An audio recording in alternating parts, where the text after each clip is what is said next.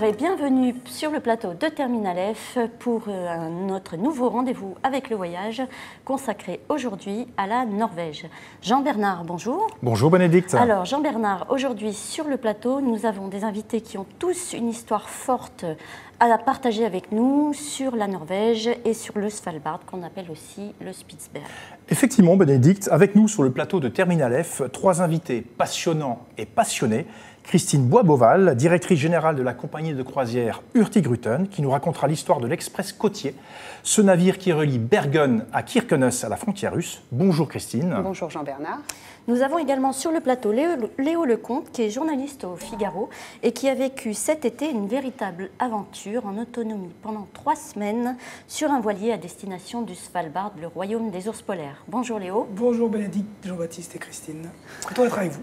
Notre troisième invité, Pierre-Robert Delatour, fondateur de l'association Orques sans frontières, n'est pas physiquement présent sur ce plateau puisqu'il est actuellement en vol pour la Norvège. Mais nous avons pu l'interviewer par Skype avant son départ et nous diffuserons son interview au cours de cette émission. Pierre nous emmènera nager en compagnie des prédateurs les plus fascinants de la planète, et j'ai nommé les orques. Alors, je vous rappelle que cette émission Terminal F est interactive et que vous pouvez poster vos réactions, vos questions sur le fil Facebook du Figaro. On vous écoute, bien entendu. Commençons par Hurtigruten, si vous voulez bien, Christine. L'histoire de cette compagnie, cet express côtier qui fait aujourd'hui le bonheur des voyageurs, s'écrit depuis 1893, donc plus d'un siècle. Christine, pouvez-vous justement donner quelques détails sur l'histoire de cette fabuleuse saga ? Bien sûr, donc l'histoire est venue d'un capitaine de marine marchande, Richard Witt, qui a eu l'idée de relier la Norvège, plusieurs escales en Norvège, parce qu'il n'y avait aucun moyen de locomotion. Donc le courrier mettait plus de 6 mois pour relier le sud de la Norvège au nord. Donc il a essayé de trouver une idée. Il faut bien se dire qu'il n'y avait aucune carte en Norvège à cette période-là. Donc il a imaginé une ligne pour relier Trondheim à Hammerfest. Et l'idée est partie à ce moment-là, tous les jours, toute l'année. On relie donc Bergen dans le sud de la Norvège jusqu'à Kirkenes à la frontière russe. Ça fait combien de kilomètres à peu près ? Ça fait 2500 000 nautiques, donc plus de 4000 kilomètres. D'accord. Il faut se dire que la Norvège fait 2500 km du nord au sud et que la navigation, c'est vraiment le seul moyen de relier toutes les escales en fait, pour rejoindre le Kirkenes tout au nord. Oui, parce qu'il faut quand même bien signaler qu'à l'époque, dans 1893, le réseau routier, j'imagine, était très peu développé pour accéder à ces fameux fjords, cette côte très découpée. Le bateau était finalement le seul moyen à peu près normal pour pouvoir acheminer à la fois les passagers et le fret. Bien sûr. En fait, il n'y avait aucun moyen de locomotion, surtout l'hiver. Il faut bien imaginer que tout était enneigé à partir du mois d'octobre, novembre. Donc le seul moyen, c'était la navigation, puisque les côtes ne sont jamais gelées. En fait, le Gulf Stream réchauffe la côte, ce qui permet de naviguer. Donc il a eu cette bonne idée, et au fur et à mesure, on a étendu la ligne et ajouté des bateaux, etc. Christine, le périple de l'Express côtier, donc qui fait du cabotage de port en port, est ponctué de nombreuses escales, 34 au total. Sur l'Express côtier, je pense qu'il est bon de rappeler que maintenant les voyageurs, et depuis un moment d'ailleurs, peuvent embarquer à bord de vos bateaux et effectuer cette navigation. Donc 34 escales, de nombreuses activités prévues lors de la croisière et à terre. Est-ce que vous pouvez nous donner un petit descriptif de cet itinéraire et une petite idée du type d'activités qui sont proposées par Hurtigruten? Bien sûr. Donc la ligne débute à Bergen. Donc nous avons 11 navires qui, tous les jours, toute l'année, partent de Bergen tranquillement et remontent cette côte jusqu'à Kirkenes. Bergen qui est la capitale des fjords. Bravo Bénédicte. Donc on va s'arrêter d'abord à Ålesund, cette ville Art Nouveau, pour ensuite naviguer dans le célèbre Geirangerfjord, qui est magnifique. Donc on a une navigation de 4 heures, on voit la cascade des 7 sœurs, etc. Donc on a Je crois que c'est un fjord qui est classé au patrimoine mondial de l'UNESCO. Exactement. Très bien. Ensuite, on va remonter tranquillement pour passer vers le glacier de Svartisen. Donc, c'est le seul glacier que l'on verra vraiment se jeter dans la mer. Et pour arriver dans toute cette partie des îles Lofoten, avec ces petites maisons de pêcheurs, ces bateaux de pêche, ces ports, etc. Donc, c'est vraiment une remontée très lente, avec toutes ces escales où on peut s'arrêter, débarquer, en profiter. Et ensuite, on va passer le cercle polaire, donc avec une cérémonie, bien sûr, très typique aux Norvégiens. Et on remonte vers Tromsø, la capitale du Nord, et pour ensuite arriver à Kirkenes. et en s'arrêtant avant au célèbre plateau du Cap Nord, bien sûr. D'ailleurs, justement, il faut quand même préciser, on ne perd jamais de vue la côte. Ce n'est pas une croisière en mer, il faut quand même bien rassurer les gens qui nous écoutent, qui veulent savoir quel type de croisière est cette croisière urticotène. On a toujours la côte en visuel, donc on a toujours un panorama, un paysage sous nos yeux. Exactement, vous avez entièrement raison. En fait, nos bateaux ne s'éloignent jamais des côtes puisque nous sommes en escale toutes les 3 ou 4 heures. Donc on ne pourrait pas partir vraiment en mer. Donc on est toujours avec des paysages, des reliefs à droite, à gauche. On n'est jamais en pleine mer. Et ce qui est fabuleux aussi avec l'Express côtier, c'est que les voyageurs peuvent débarquer dans un port et prendre le bateau qui passera 2 jours après et donc s'offrir quelques escales de 2 jours ici, 2 jours là. Oui, tout à fait. Et ça, c'est quand même un avantage. On peut le faire à la carte, voilà, si l'on peut dire. Et c'est ce que les Norvégiens appellent également le bus de mer. Donc il faut savoir que les Norvégiens utilisent nos bateaux, bien sûr, tous les jours pour embarquer leur voiture. Ils achètent une voiture à Trondheim, ils habitent un petit peu plus au nord, donc ils embarquent la voiture sur le bateau. L'été, c'est également utilisé pour les familles qui vont rejoindre leur famille au nord, etc. Et vous avez la particularité d'avoir plusieurs nationalités à bord et surtout des Norvégiens. Donc c'est vraiment une vie locale qui se passe à bord. Donc en fait, on peut quand même considérer que l'Express côtier fait vraiment partie de l'histoire du tourisme en Norvège. Oui, c'est la colonne vertébrale de la Norvège, l'Express côtier en fait. Sans Express côtier, tous ces villages ne seraient jamais desservis. Alors il y a certaines villes plus touristiques que d'autres, mais la particularité de Hurtigruten, c'est de s'arrêter et d'aller là où les autres ne vont pas. On est vraiment les seuls à débarquer dans ces ports. Et donc on parlait des excursions, on organise énormément d'excursions, très variées selon les saisons, puisqu'on navigue en été ou en hiver. Donc l'été, on peut faire du kayak, on peut faire des randonnées en vélo, etc. Et l'hiver, contrairement à ça, on va faire de la motoneige, du traîneau à chien sous les aurores boréales. C'est vraiment un principe où on ne s'ennuie pas du tout parce qu'on est régulièrement à terre pour vivre vraiment l'expérience norvégienne. Alors justement, vous avez parlé du passage je l'ai vécu, donc je vois à quoi ça fait référence, du cercle polaire, cette fameuse cérémonie. Donnez-nous quelques petits détails sur cette cérémonie, parce que c'est vrai que c'est symbolique, on passe le cercle polaire. Dans l'histoire d'une vie de voyageur, c'est quand même un événement marquant. Bien sûr, et la particularité de Hurtigruten, c'est de passer le cercle polaire 2 fois dans le voyage, en fait, parce qu'on le passe donc en allant jusqu'à Kirkenes, et comme on peut bien sûr, et il est conseillé de faire le voyage aller-retour, car les escales que l'on fait de nuit à l'aller, on les fera de jour au retour, c'est très complémentaire. Après, je ne sais pas si je peux dévoiler cette cérémonie à bord des bateaux. C'est Neptune donc, qui est présent et qui va mettre quelques glaçons dans le cou des je l'ai vécu et je m'en souviens passagers. encore très bien, effectivement, c'est une belle... Donnez-nous quelques autres temps forts de ces escales. Il y en a quand même beaucoup, mais il y a le passage effectivement du cercle polaire, et il y a également des escales très particulières. Il y a l'excursion au Cap Nord est un moment vraiment très impressionnante. On l'a vu sur les images tout à l'heure. Oui, c'est très marquant. Voilà, on se retrouve sur ce plateau qui est à 307 mètres de hauteur, 71 degrés de latitude, et l'hiver, si on prend l'exemple de l'hiver ou du printemps, on est les seuls les passagers peuvent débarquer au Cap Nord en fait. Donc le site est vraiment ouvert pour nos passagers, ça n'a plus rien de touristique, seuls les passagers sont sur le site, et là vous êtes... au bout du monde, vraiment. Donc ça, c'est vraiment un temps fort pour nos passagers. Et puis après, il y a des excursions où on propose de faire du cheval aux îles Lofoten. On découvre ces petites maisons de pêcheurs, les Rorbu. Donc ça, c'est un grand moment également. On parlait d'excursions plus actives l'hiver, le traîneau à chien, les aurores boréales. On propose des raquettes, des balades en raquettes, du ski de fond. Et on propose également maintenant des randonnées. On a beaucoup de passagers qui nous ont dit on aimerait bien faire de la randonnée puisque votre bateau s'arrête partout. On voudrait pouvoir partir. Donc on part avec l'équipe d'expédition faire 1 ou 2 heures de randonnée dans les montagnes autour des escales. Alors là, on s'achemine quand même, on est au courant de l'automne, on va bientôt vers l'hiver. Quelles seront les activités les plus représentatives pendant cette saison automne-hiver ? Alors, je vais vous dire, bien sûr, pour l'instant, on est encore sur des visites de fjords avec des couleurs automnales qui sont vraiment magnifiques. On peut encore faire du vélo, on peut faire du kayak, c'est encore tout à fait possible. Et à partir du mois de novembre, on va commencer les activités hivernales, donc plutôt orientées vers la neige, en fait, vers les activités motoneige et traîneau à chien. D'accord. Et donc, il faut quand même préciser que chaque activité est encadrée par un personnel local qui vous fait découvrir toutes les subtilités du paysage dans lequel on est imprégné. Bien sûr, et c'est tout à fait là, parce que Hurtigruten insiste vraiment sur les excursions faites localement.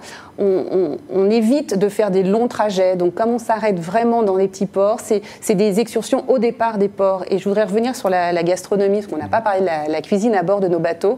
En fait, tous les produits, plus de 80% des produits sont locaux.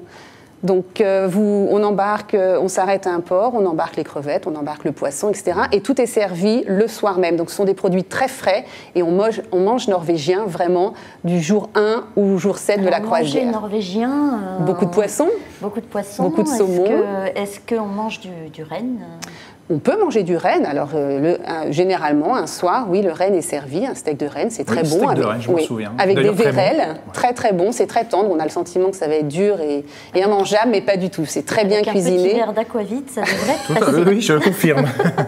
Alors, on rencontre aussi des populations comme les Samis. Oui. Donc les Samis vivent dans le Finnmark, au nord de la Norvège. C'est une population qui est très présente. On voit encore des troupeaux de rennes, en fait. Surtout lors de l'excursion au Cap Nord, on voit vraiment les troupeaux de rennes qui se déplacent, en fait, de point en point. Donc c'est la transhumance, en fait, des rennes. Et c'est une part de la culture très importante de la Norvège, en effet. D'accord. Il y a justement des réactions sur le fil Facebook Live. Sandrine qui me dit « Magnifique pays, la Norvège, que l'on peut découvrir à toutes les saisons ». Donc, vous précisez bien que c'est toute l'année. C'est ça aussi qui fait la richesse. Tous les jours, toute l'année. C'est la particularité de notre compagnie. On se doit de desservir tous les jours, toute l'année, tous les ports, donc les 34 escales que nous desservons.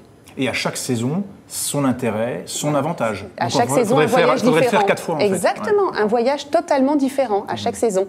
Et on a des passagers qui nous disent je suis partie pour le soleil de minuit parce que c'est exceptionnel, mais je rêve de le voir en hiver ou au printemps. Donc oui, c'est vraiment, chaque saison a un intérêt vraiment très important. Christine, combien de bateaux y a-t-il dans votre compagnie ? 11 navires qui permettent de relier donc, le sud au nord de la Norvège tous les jours, toute l'année. Et on a 3 autres bateaux, et voire même un 4e qui arrive, parce que nous naviguons également en dehors de la Norvège, à savoir vers l'Arctique, Spitzberg, Groenland et Antarctique. Alors un petit temps fort aussi que j'ai vécu, donc je voudrais peut-être que vous nous le racontiez, c'est cette fameuse dégustation qu'on appelle le king crab, le crabe royal. Pouvez-vous justement nous raconter cette expérience marquante de gastronomie qui plaira bien sûr aux francophones qui nous écoutent? Le crabe du Cap Chamka, en fait, qui est venu jusqu'aux côtes norvégiennes, et on propose une excursion, on part pêcher le crabe royal. Donc on va sur le fjord qui est totalement gelé, on fait un trou dans la glace, et on récupère dans des casiers ce fameux king crab, qui ensuite, on va le faire cuire dans un chalet. Et là, on déguste des pâtes immense de king crab avec de la mayonnaise. Ah, c'est somptueusement délicieux. Légèrement tiède, c'est un moment inoubliable et on peut faire ça sous les aurores boréales également. C'est vraiment un moment très important. Il y a aussi, je pense que c'est important de mettre aussi l'accent sur le côté culturel de ce voyage. On s'arrête dans des villes aussi, il n'y a pas que la nature sauvage qu'offre la Norvège. Oui. Quels sont les points forts, les temps forts de ces découvertes culturelles? Quelles sont les villes les plus marquantes? Alors, on parlait de Lesund tout à l'heure, c'est vraiment une ville Art Nouveau, tout au début du voyage. On a Trondheim, qui est la 3e ville de Norvège, l'ancienne capitale, avec sa cathédrale. Et puis, lorsqu'on va jusqu'à Tromsø, c'est la ville des explorateurs norvégiens, donc avec beaucoup de musées. Et la culture, c'est également l'histoire, mais également, on peut visiter une brasserie, la brasserie de la bière la plus arctique. Ça fait partie également de la culture norvégienne, en fait. La bière, la gastronomie, etc.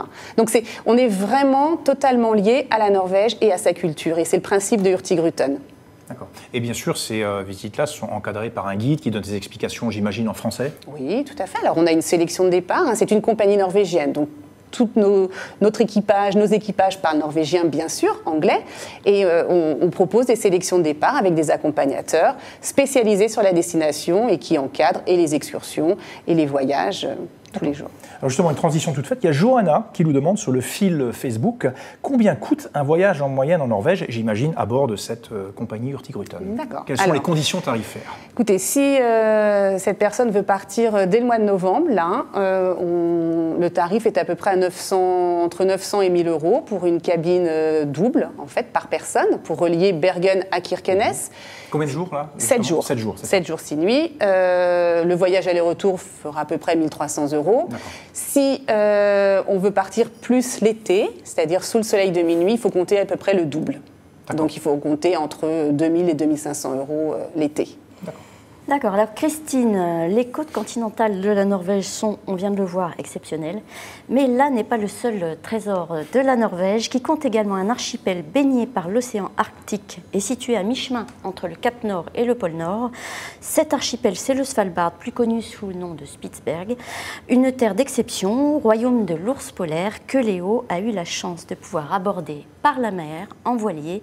Léo, peux-tu nous raconter en fait la genèse de ton aventure? Déjà, je voulais juste rebondir sur votre histoire de... Excusez-moi, je suis un peu bronché. Voilà, c'est le Svalbard, il fait très frais là-bas, donc forcément j'ai un peu bronché de sec là-haut. en ce moment. Oui, il fait sec, mais il fait un petit peu frais de temps en temps. Non, je rebondissais juste sur votre anecdote du passage du cercle polaire, parce que c'est vrai que nous, Neptune, on l'a un petit peu, comment dire, passé, parce qu'on est allé là-bas en avion, en fait. On est allé au Svalbard en avion et on a fait la cérémonie au retour, mais c'était pas avec des glaçons, il y avait d'autres boissons avec les glaçons. J'en dirai pas plus, voilà.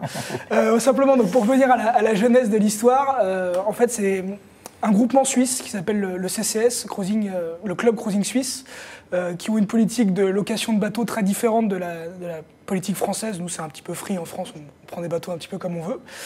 Et qui organisent toute l'année des voyages. Ils ont une flotte de bateaux à voile, eux, pas de gigantesques Hurtigruten comme vous, à moteur. C'est des plus petits bateaux à voile. Ils ont toute une flotte dans le monde entier et ils proposent à leurs membres des expéditions. Moi, à la base, j'étais pas membre de ce club suisse, puisque je suis français.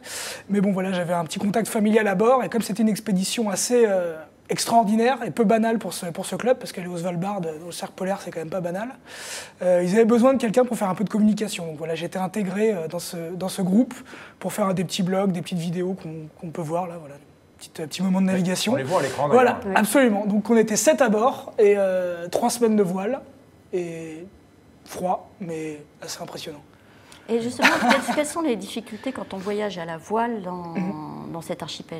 Il doit y en avoir, forcément. La difficulté principale, déjà, l'hiver, on ne peut pas. C'est aussi simple que ça, puisque les glaces sont partout. Là, on peut voir, encore une fois, c'est les images que j'ai pu filmer. On voit quasiment pas de glace, enfin, en tout cas, on voit pas de glace sur l'eau. Donc, l'été, on navigue à la voile sans souci. On est avec des plus petits bateaux qui ne sont pas brise-glace, puisque l'autre, il n'a pas vocation à être brise-glace. Mais l'hiver, on peut pas y aller en bateau à voile, parce que vous n'allez pas pouvoir passer les glaces. Les particularités, c'est que les vents sont très capricieux. Il y a beaucoup d'effets de site avec les glaciers, avec les grosses montagnes. Donc vous avez des jours, comme ce jour-là, on traversait les Fjorden, on vient de voir les images, où vous s'avance bien, on se fait plaisir, il y a du beau soleil, on se fait plaisir à la voile. Et puis il y a des jours, malheureusement, c'est 24 heures de moteur et là, c'est moins rigolo. Oui, donc il y a quand même une assistance moteur, hein, c'est pas que de la voile. Il y a une assistance moteur, de toute façon, on est un petit peu obligé dans ces coins-là, puisque il y a de la glace. J'ai dit qu'il n'y en avait pas, mais les glaciers vèlent. J'ai appris ce mot-là là-bas, donc je suis très content d'avoir appris ce mot-là. Véler, c'est quand la glace tombe, on voit tombe des glaciers. Ouais, exactement. C'est impressionnant. C'est des images de drone qu'a pris notre skipper Dominique Osser. Et ça, c'est en été, on est bien d'accord. C'est ça en été, on a fait ce voyage-là au mois d'août. Donc c'est le glacier de Dornsund, c'est dans le sud. Oui, donc ça reste quand même très glacé. Oui, absolument. Je suis étonné. Quand je disais qu'il n'y avait pas de glace, c'est-à-dire qu'il n'y a pas de glace sur l'eau. Vous pouvez avancer avec le bateau, mais les glaciers sont présents, ils sont gigantesques. Et vous avez, comme vous pouvez voir sur l'eau, des petits bouts de glace. Donc ça, on ne va pas s'amuser à slalomer là-dedans à la voile, quoi. Il faut absolument un moteur, parce que quand ça frotte la coque, c'est pas très agréable. C'est pas très agréable, d'accord. Alors justement, Bénédicte a cité en introduction, en vous présentant, que c'est le royaume de l'ours polaire. Moi, c'est vraiment ce qui me fait fantasmer, entre guillemets, dans cet univers qu'est le Svalbard, le Spitsberg. Est-ce que vous les avez vus, ces fameux ours polaires? Je crois que vous avez la réponse. On les voit à l'écran. Il nous cache la réponse. Voilà, c'est le seul qu'on a vu en 3 semaines. Hein. D'accord. Sincèrement, c'est un peu la chasse là-bas. Les touristes qui vont là-bas, on a croisé des scientifiques polonais à Hornsund qui nous disaient qu'ils étaient là depuis 2 mois et qu'ils avaient vu un ours seulement au bout d'1 mois et demi. Donc en fait, ils sont très très discrets, les ours là-bas. Et on a eu la chance de voir cet ours un petit peu isolé sur sa plage. Ça fait très bizarre. C'est un petit peu surréaliste. C'est vrai que c'est un petit peu le jeu, en fait, quand on est sur place. On nous dit qu'il y a des ours, puisqu'a priori on nous dit qu'il y avait 3 ou 4 000 ours Oui, dans, 3000, dans cet archipel. 3 000 ours, oui. Mais les gens, on voit très peu finalement, parce qu'ils sont plutôt sur la côte est, et les humains sont plutôt eux sur la côte ouest. Donc c'est un petit peu le jeu de dire, bon, est-ce qu'il y a vraiment des ours ou pas? Et puis un jour vous vous promenez, et puis ouais, il y en a un qui est là, à 1 kilomètre de vous, vous le voyez avancer. Vous restez un peu sans voix, quoi.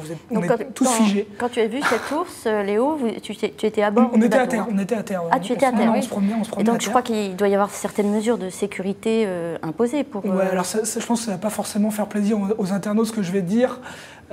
Mais c'est vrai que l'ours polaire est dangereux pour l'homme. Et la législation du Svalbard impose aux groupes de touristes de descendre à terre, enfin touristes, scientifiques, n'importe quel personnel à terre, de se promener avec des fusils. Pour se défendre contre l'ours. Donc l'idée, c'est pas de chasser. Le Svalbard ne fait pas de chasse à l'ours. Ils sont très protégés. Ils sont très protégés. Ouais. Mais c'est vrai qu'il y a un très gros briefing fait au groupe de touristes qui vont là-haut pour dire méfiez-vous des ours. Si vous en voyez un, vous partez. Vous faites vraiment attention à eux. Malheureusement, des fois, c'est très vallonné le Svalbard. Donc vous pouvez vous retrouver un petit peu nez à nez avec un ours sans vous en rendre compte. Ce qui heureusement ne nous est pas arrivé. Et l'ours est curieux. Ouais, l'ours est curieux. Et dans ce cas-là, il faut avoir un fusil pour se protéger. Et ça arrive très peu, mais ça arrive que malheureusement des gens sont obligés de tirer sur les ours. On a une réaction de Sandrine sur le fil Facebook Live qui dit mais peut-on aller au Spitzberg en hiver pour participer à des activités? Justement, peut-être Christine, vous avez des choses à nous dire. J'ai plein de choses à vous dire. En hiver, donc activité terrestre en hiver. En hiver, alors on ne navigue pas, nos bateaux ne naviguent pas en hiver. On se positionne sur le Svalbard à partir du mois de mai.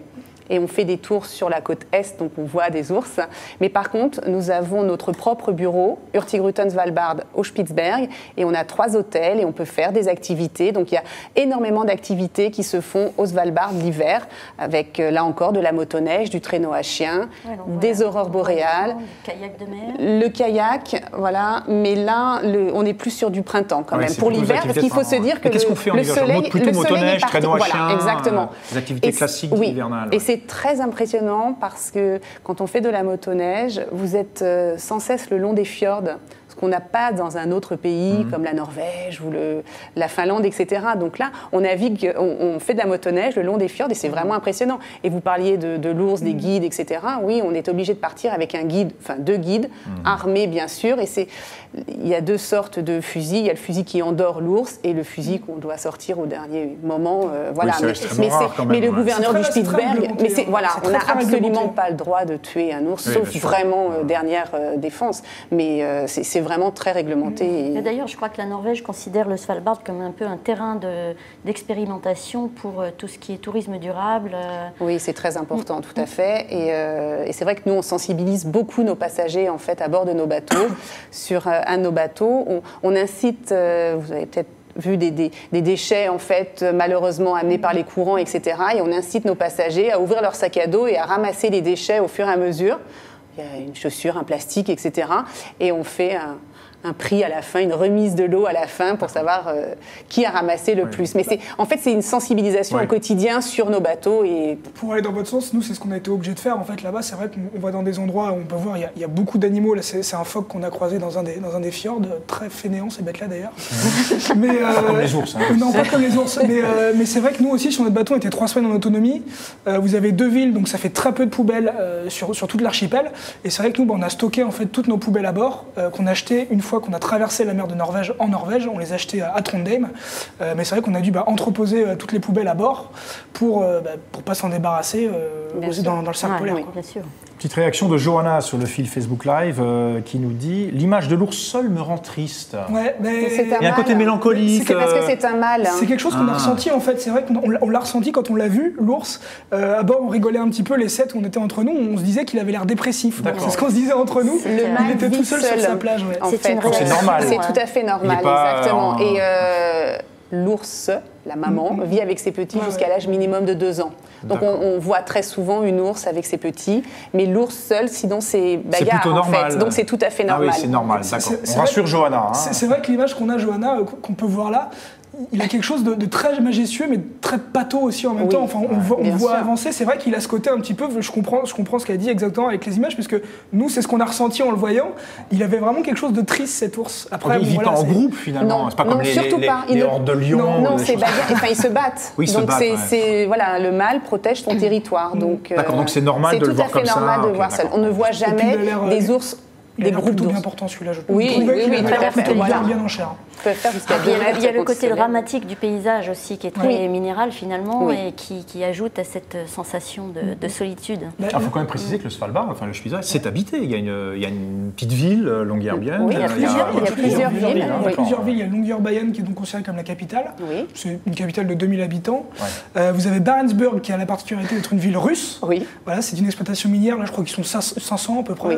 Russe uniquement, tout à fait. Et Ny-Ålesund, c'est la ville la plus au nord du Spitzberg. Et là, je crois que c'est beaucoup de scientifiques. On n'a pas eu la chance d'aller à Ny-Ålesund, contrairement à Longyearbyen et Barentsburg. Mais je crois qu'ils sont à peine plus de 100 là-bas. Donc ça doit faire au global 4000 habitants dans tout le Svalbard. Et il faut savoir que ce sont essentiellement, enfin à Longyearbyen, en fait en Norvège, au Spitzberg, on ne peut pas y vivre. On ne peut pas y naître et on ne peut pas y mourir. C'est-à-dire qu'il faut... on est de passage. Voilà, exactement. Donc, pourtant, on a vu quelques tombes d'anciens trappeurs ou de baleiniers enterrés sur place. Exactement. Ce sont des tombes historiques. On a une intervention de Mohamed sur le fil Facebook Live qui nous dit, du coup, est-ce qu'on peut s'aventurer en solitaire? Non. Je crois que non, effectivement. Pas du tout, c'est obligatoirement réglementé. Voilà. On est obligé de partir avec un guide ou un groupe comme vous l'étiez. Parce que nous, on n'avait pas de guide. Voilà, mais vous étiez sur un bateau et c'était différent. Mais au départ de Longyearbyen, on ne peut absolument pas partir seul, ou en tout cas, il faut être armé, il faut avoir un guide, etc. D'accord, c'est très encadré finalement. Bien sûr, parce et par la force des choses, j'allais dire. Voilà, parce que on parlait des ours qui étaient plutôt dans l'est, mais ils se rapprochent quand même des villes, et à Longyearbyen, il peut y avoir des accidents. Moi, nous, nos collègues qui sont basés à Longyearbyen vont déposer des enfants à la crèche avec le fusil à ours dans le dos, etc. On croise en fait tous les gens, c'est ce que je disais quand on était à Barentsburg, où il y a donc encore une activité avec des ouvriers qui vont à la mine. Ils partent à la mine avec leur fusil sur l'épaule. Exactement. Donc on les croise dans la ville avec cette le fusil. activité minière va bientôt cesser. On est sur la fin d'exploitation. Barentsburg, il y avait Pyramiden aussi, qui est une ancienne ville russe, qui a été abandonnée en 98. C'est d'ailleurs assez incroyable comme ville d'aller là-bas. C'est une ville complètement fantomatique. Il y a 3 personnes qui vivent là-bas parce qu'ils tiennent un petit hôtel. Donc c'est les gérants de l'hôtel qui sont là-bas, mais c'est fantomatique. C'est assez étonnant à voir comme endroit. On n'y passe pas 3 jours, mais à visiter une après-midi, c'est assez impressionnant. Mais ouais, Barentsburg est donc la dernière exploitation minière russe. Et je crois qu'ils en ont pour 2, 3, 4 ans à peine. Et à Longyearbyen, ça disparaît aussi. Et vous, Léo, vous êtes allé en voilier, tout le monde ne le fait pas. Peut-être que Christine pourrait nous dire comment on se rend dans ce Spitzberg. En avion ? Au départ d'Oslo, En avion. En avion. Oui, j'y suis allé en avion. Le vol n'est pas très long, 4 heures à peu près. Et après, auquel il faut rajouter les 2h20 de Paris à Oslo. Exactement, tout à fait. Est-ce que ça reste une destination qui se mérite finalement, le Spitzberg? Oui. Le Spitzberg, on est seulement à 1000 km du pôle Nord. Donc c'est la destination la plus proche du pôle Nord. Donc vous avez cette sensation d'être... Là, autant le Cap Nord, on est au bout du monde, mais là, on est vraiment à l'extrême bout du monde. Donc c'est une destination qui se mérite. Et vous avez surtout en plein été cette luminosité de 24 heures. On ne peut pas dire s'il est 2h du matin, 2h de l'après-midi. Je trouve ça très impressionnant. Et vous avez cette glace qui est vraiment présente, ces gros glaciers, ces glaciers qui vêlent avec un bruit. Vous avez c'est comme si vous aviez un immeuble de 4-5 étages qui s'écroulait. Voilà, et c'est très impressionnant. Et lorsqu'on débarque avec nos petits bateaux pneumatiques pour aller voir, s'approcher au plus près dans la limite du raisonnable, bien sûr, c'est très impressionnant.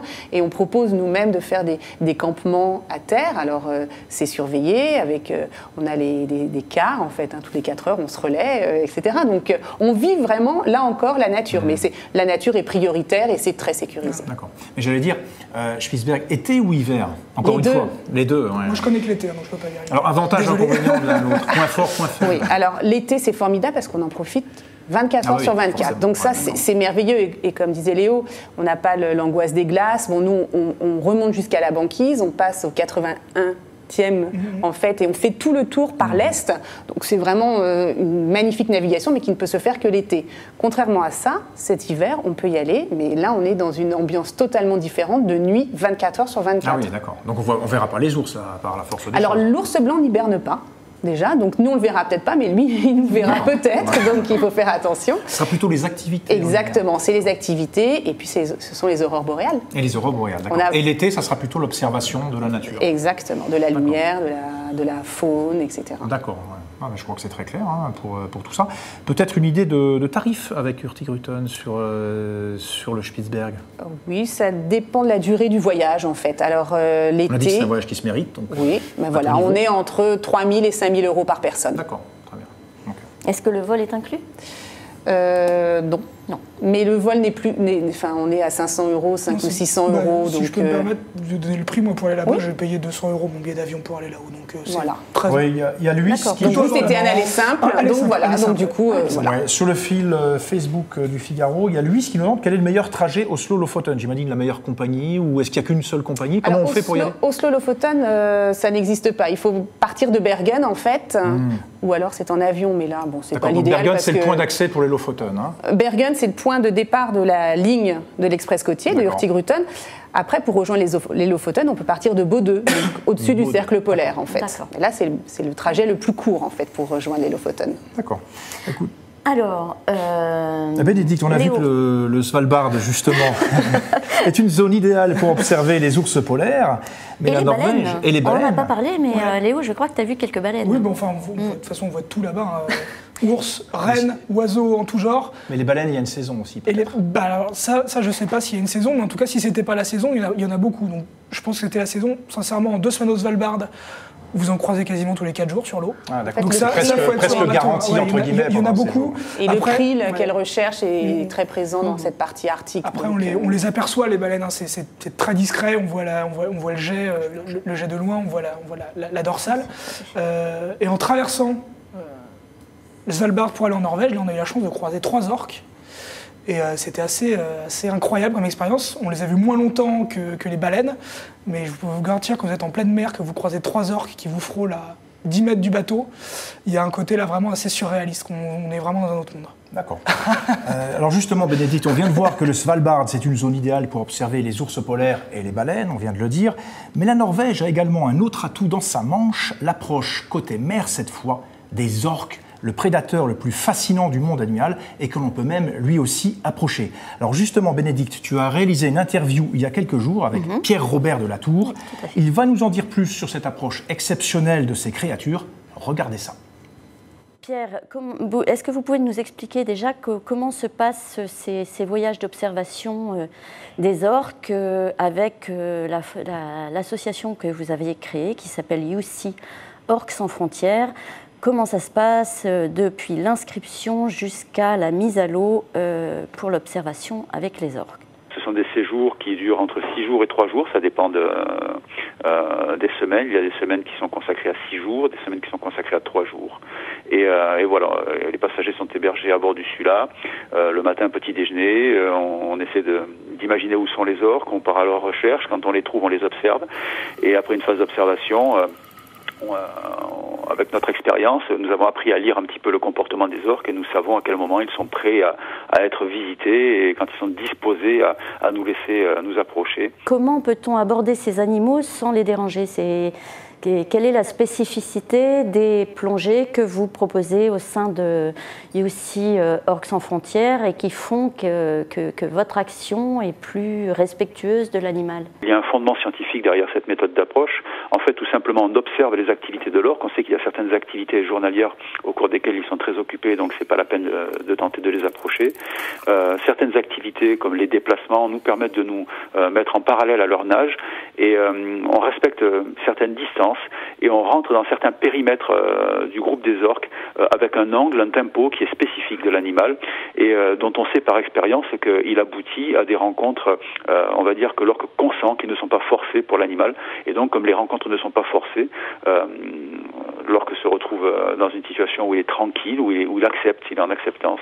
Et l'émotion que l'on ressent, je veux dire, ce que nous apporte la rencontre est est décuplé parce que voilà, quand on sent bien que quand on dérange l'animal, il est sur la fuite et c'est assez pauvre en émotion, alors que quand l'animal consent à venir visiter nos plongeurs, ils remontent tous bouleversés au bateau, tout le monde pleure de joie, quoi. Et c'est en commune mesure à ce qu'on peut avoir si on approche les animaux sans aucune méthode, sans aucun respect. Quelles sont les anecdotes que vous pouvez nous préciser et qui peuvent nous mettre dans l'ambiance de ce que vous proposez? Ce que l'on cherche à obtenir par nos approches, c'est que l'orque vienne vers nous chercher une information. C'est-à-dire que ce n'est pas juste un passage que l'on observe, mais c'est aussi une forme de démarche de l'orque de venir chercher une information, de venir s'approcher de lui-même parce qu'il vient chercher une information. Une des rencontres marquantes de l'année dernière, ça a été en fait une mère et son nouveau-né qui m'ont laissé approcher, qui sont venus vers moi, alors que le nouveau-né est en train de téter. La mère était en train d'allaiter son petit. C'était une séquence assez forte parce qu'elle est venue au ralenti, se mettre à côté de moi et elle s'est arrêtée. Et elle s'est mise à dormir et son nouveau-né était juste sous elle. Et je me suis arrêté aussi parce que c'était assez saisissant, mais je n'étais pas à plus de 7-8 mètres en fait. C'était vraiment très près. Et au bout de quelques dizaines de secondes, j'ai eu la surprise de voir tout le groupe qui est venu se mettre autour de nous et j'étais au milieu. Wow. Au milieu de ce groupe qui s'est arrêté, qui s'est mis à dormir. Et là, je peux vous assurer que le temps s'est arrêté. J'ai pas compris ce qui s'est passé. C'était juste, c'était plus que merveilleux. C'était, voilà. Je crois que je pourrais faire ça pendant 50 ans sans jamais me blaser. Je veux dire, c'est quand même une situation incroyable de se retrouver à quelques mètres de ce qui est considéré comme le plus grand prédateur de la planète, d'une certaine férocité par certains aspects, et de ressentir, parce qu'on la ressent plus qu'on ne la comprend, toute la bienveillance dont peut faire preuve cette créature. J'ai même du mal à utiliser le mot animal maintenant quand je les désigne. Je parle de créature, je parle de personnes non humaines. Ça me met en colère, pour tout dire, de voir que nous, en tant qu'humains, notre manière de répondre à ces invitations, c'est qu'on pille les océans, c'est qu'on empoisonne les océans, c'est qu'on massacre ces animaux, on les met en esclavage. Vous venez de parler d'un point essentiel en fait de votre action, c'est-à-dire la lutte contre la captivité des orques, notamment dans certains aquariums. Je crois que ça c'est un élément essentiel de votre discours au sein de votre association. Oui, je souhaite par le biais de l'action d'Orques sans frontières sensibiliser le plus largement possible le public au problème de la captivité. C'est une industrie qui n'a plus lieu d'être aujourd'hui. On comprend beaucoup plus ces animaux. On doit les aimer. Quand on les aime libres. Il n'y a pas d'amour ni d'éducation possible dans la liberté volée. Ces animaux sont faits pour parcourir les océans, des centaines de kilomètres, pour plonger à des centaines de mètres, pour vivre en nomade dans la houle, quel que soit le temps, pas pour rester dans un bunker stérile, juste parce que certaines personnes veulent applaudir leurs pirouettes qui sont obtenues grâce à une alimentation. On contrôle l'alimentation, on contrôle le comportement de l'animal qui est très intelligent et qui sait très bien que pour obtenir son poisson, il faut faire ses pirouettes à cette heure-là. Et ça, éthiquement, ce n'est plus acceptable. Merci beaucoup en tout cas Pierre et bonne saison des orques. Je vous remercie beaucoup pour votre intérêt pour ces activités. Je vous dis à bientôt depuis le pont du Sula. À bientôt. Et sur le compte Facebook pour suivre ces beaux moments. Avec plaisir. Merci. Alors justement, le témoignage de Pierre ne laisse pas les internautes indifférents. Nous avons Caro sur le fil Facebook qui nous signale, je vous lis son intervention, « Pour avoir eu l'immense chance de participer à une expédition de plongée avec Pierre Robert de Latour, je peux vous confirmer qu'il s'agit de l'expérience de toute une vie absolument inoubliable. Son expertise ainsi que celle de tout le staff est un réel plus. Le tout dans le respect total de l'animal. C'est lui qui choisit de venir vers vous. Ça, c'est juste magique. » Alors justement, pour vivre cette aventure, je vais vous donner quelques détails qu'on n'a pas pu entendre dans cette interview. Plusieurs voyages sont programmés entre le 21 octobre et le mois de février. Il faut compter entre 2 200 € pour les excursions de 3 jours et 4 100 € pour l'excursion de 6 jours. Cela inclut les nuits en pension complète à bord du MS Sula, sur lequel on embarque au départ de Tromsø. Les plongées respectueuses et guidées avec les orques et les baleines sont bien entendu incluses, ainsi que l'équipement pour la mise à l'eau et quelques activités surprises que nous vous laissons découvrir sur les sites de UC, qui est un partenaire d'Orques sans frontières et sur lequel on réserve ce voyage. Les vols ne sont pas inclus, donc pour vous inscrire, une adresse www.useadiving.com. N'hésitez pas non plus à vous connecter sur la page Facebook d'Orques sans frontières pour assister en direct en plongée avec les orques en compagnie de Pierre Robert Delatour. Pardon. Jean-Bernard, je sais que tu es plongeur, ça ne te tente pas? Ah, Bénédicte, tu touches une corde sensible, effectivement. Le plongeur que je suis est tout à fait attiré par cette expérience absolument hors norme, plonger avec des orques, un vieux rêve que je caresse.